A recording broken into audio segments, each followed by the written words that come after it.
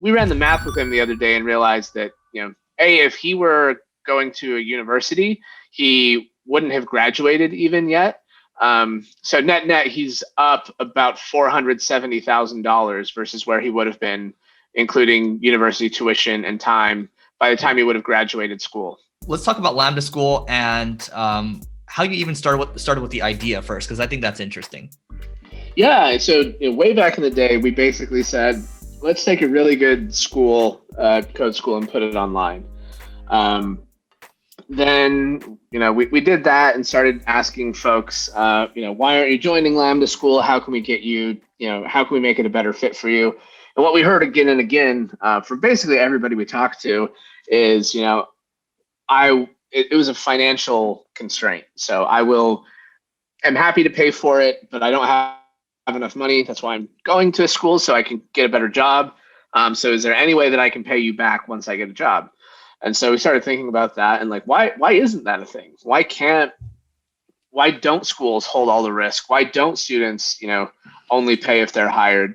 And started looking at various financial instruments that you could use to make that happen. Eventually stumbled upon kind of an experiment that Milton Friedman ran in the 50s, or an essay he wrote in the 50s about income share agreements, and kind of went from there. And so Lambda School is mostly built on an income share agreement. Got it. And can you describe what an income share agreement actually means, just if people are even interested in signing up? Yeah, so for Lambda School students, you basically don't pay us anything unless and until you're making more than $50,000 a year.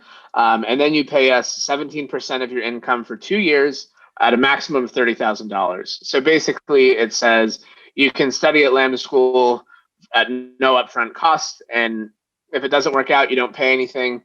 If it does work out, you pay up to $30,000. What percent of people actually end up going through versus the ones that say, hey, I can't afford, I'm not going to be able to pay the income share agreement? Almost everybody goes through with it. I mean, that's a nice thing is that, you don't make any payments unless you're making more than $50,000 a year. So normally with most debt instruments, the reason people default or don't make payments is because they can't afford it and because their income isn't high enough. So this almost solves for that by definition. So yeah. Got it. Okay. And so how do you guys, I mean, it's the complexities around this, right? It's like you have, how do you enforce this type of stuff? If someone wants to do something like this, and I'm sure there's people that want to do an income share agreement thing, right? How do they even make that happen in the first place? Yeah, so now it's becoming more and more standardized as time goes along. So there are companies that will do the servicing of the ISA. I abbreviate income share agreement to ISA. There are companies that will do collections. So you can really pull most of that off of the shelf with a company like Meritas or Leaf or Vimo. So you can, that piece has been figured out for you to some degree, which wasn't true when we were first getting started. And then the difficult part is making the income increase happen. And that's what you should spend all of your time thinking about. Got it. Yeah, I would love to hear kind of some case studies, some success stories, because you're sharing these all the time on Twitter, X amount of people got hired today and they're working for amazing companies, right? So just so people can get a sense, one or two stories you can speak to? Oh man. Just the other day, I was talking to one of our first students who was ever hired. So he was living in Central Florida when he attended Lambda School. His first job he got hired at was in Ann Arbor, making, I think it was $85K. So immediately his first job was making $55,000 a year, more than he was before, and he paid us $30,000 over a couple of years. His second job that he took about a year and a little bit after he started the first job was making $150. So now he's making more than $100,000 a year, more than he would have. And, we ran the math with him the other day and realized that if he were going to a university, he wouldn't have graduated even yet. So net, he's up about $470,000 versus where he would have been, including university tuition and time, by the time he would have graduated school. So yeah, it works really, really well. That's amazing. And you know, the other thing too, from like those marketers that are listening to this right now, if you think about it, you put someone through this, they're forever going to be your ambassadors. They're forever going to be the ones that are out there championing your cause, right? And that sounds like what they're doing, right? Yeah, I mean, we have, you know, every indicator from a marketer's perspective of, product market fit. We have students with Lambda School tattoos. We have students that, will get their entire church or their entire family signed up for Lambda School, or, we'll have one student will do Lambda School, get hired, and then their partner does Lambda School. So it's pretty wild from that perspective. We can actually track, this student got hired, and then we can watch his entire neighborhood start to apply. So it's pretty effective. When you first started Lambda School, what was like the MVP version of this, just to see if this was gonna make it or not?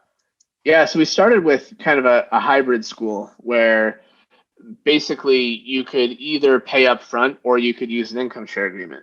And so we had in our first cohort, we had like 18 students who were on an income share agreement and like 2 people who had paid up front. And, we'd found a way between me and my co-founder to, not take an income and make that work. And then over time, the ratio basically became, 98% of students on an income share agreement, and we raised a little VC to make that happen. So the difficult thing about ISAs is they don't start coming in immediately, and when they do start coming in, it's much more slow than upfront tuition would be. You can try different ways to finance it or to borrow against ISAs or something like that.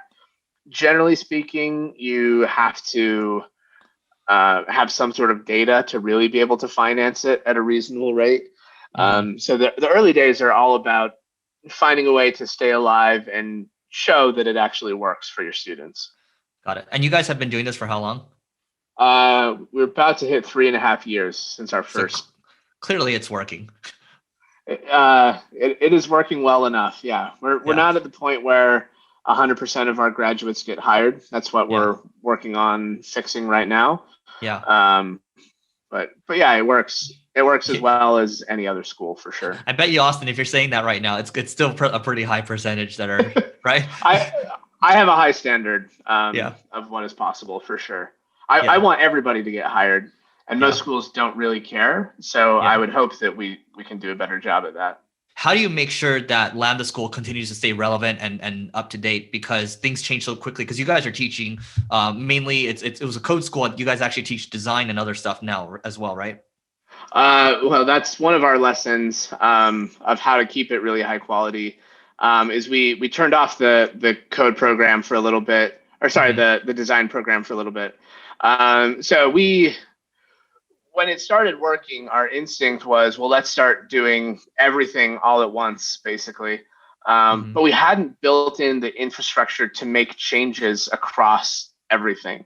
So when we have one program or 2 programs, we're always testing, we're always iterating, we're always making it slightly better every day. But we found that if we were doing too much and we didn't have the infrastructure built up, the experience would start to decline because we weren't able to take what we would learn in one track and apply it to all of the other tracks instantly. So now we've kind of pulled back. We're just doing web development and data science right now, and just in the US. We pulled back from our other countries that we had launched in as well. And we're building systems and infrastructure with software that make it so that when you make a change once, it automatically rolls out to all the other schools and all the other tracks. So that's been a learning experience for us of how to go from 0 to 1 is one thing, but 1 to scale is probably 10 times as difficult in education.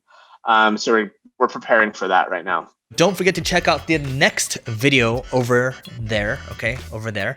And before we go, open a new tab, levelingup.com, to learn more about the book. We may or may not have other goodies tied to this book, all right? Levelingup.com in a new tab.